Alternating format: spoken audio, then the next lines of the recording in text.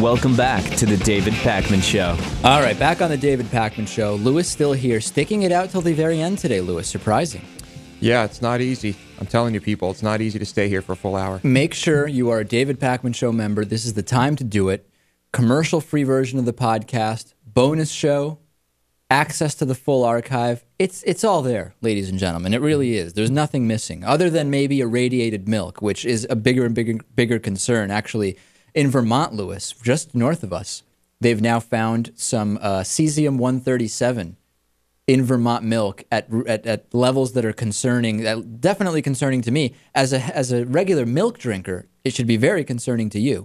Very, yes. I just asked Dave during our break to look up how much a Geiger counter is. Right, and it was about $300 that I saw. Kinda But what would steep. you do? Just stick it pointed at your milk in the morning? Yeah, pointed at my milk. Make sure it's good to go. Yeah. There's been unusual readings at a Chattanooga nuclear plant. Milk contamination is at an EPA maximum, according to a number of studies. Highest levels yet of radiation in Boise, Idaho rainwater. Radiation from Japan has been detected in drinking water in 13 more American cities.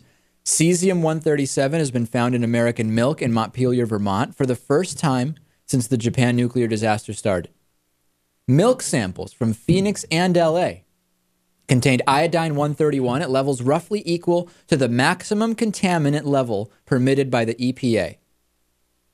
Radioactive isotopes accumulate in milk after they spread through the atmosphere, fall to earth in rain or dust, settle on vegetation, cows eat them, gets into the milk. That's the process, as far as I know. Makes sense. And this really, to me, is an indicator that this is not the time. Listen, there's a number of issues here. If you're into, like some conservatives, eliminating as many regulatory agencies as possible, do you really want to get rid of the EPA? Is that really a smart idea? Do you want to get rid of the Food and Drug Administration? And are you one of the Republicans who still wants to reduce regulations on nuclear power? Because I get it. At this point, this is actually already in the atmosphere. This is a different level of concern. But this is a time to actually just say, yeah, we know you nuclear power plants are going to do the right thing. We don't need to put as many regulations on you. We don't need to monitor you as closely. We don't need to do any of those things. This is the wrong direction, is it not, Lewis? I hope nobody in our audience is involved is on that bandwagon. No, you're right. We need, if anything, more regulations. But I think overall the big argument is whether or not we should have nuclear power at all.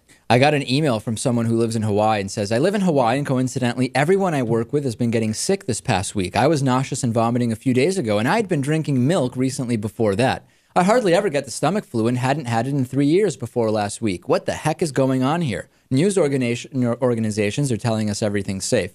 You know what? I know iodine-131 in Hawaii milk has been found at 6 times the federally allowed level, but I think there's something a little psychosomatic going on with this individual and his vomiting. I mean, from what I know, any problem with radioactive iodine would start in the thyroid where it's concentrated, not as you getting nauseous. And I think that the vomiting was probably just a coincidence. I am sorry to hear about it, but I don't think that we can say that you and your colleagues are getting sick because of irradiated milk. Right. Not yet, anyway. Yeah.